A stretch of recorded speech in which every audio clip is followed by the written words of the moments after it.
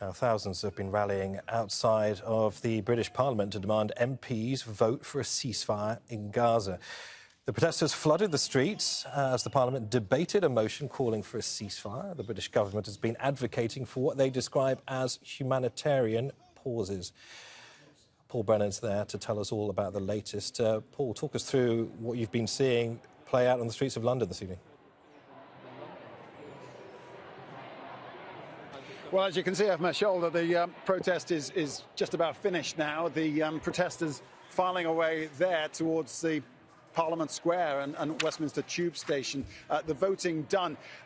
The several thousand people who came, though, actually 2,000 or 3,000 people who came, respectable turnout for a weekday, and they were shouting, "Free, free Palestine." They wanted a ceasefire, as opposed to just what the British government's policy is, which is for a humanitarian pause.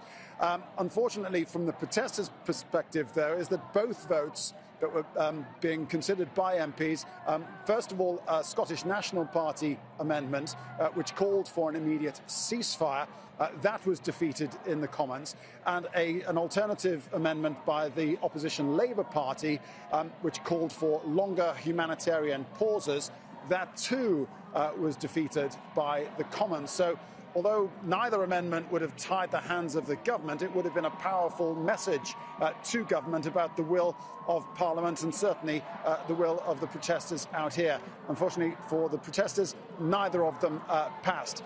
But the protesters say that they will be back.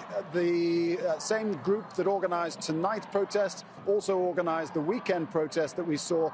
A couple of hundred, well, 300,000 or 400,000 people out on the streets of London. So they're promising that while the killing continues and no ceasefire is being enacted, they will be back.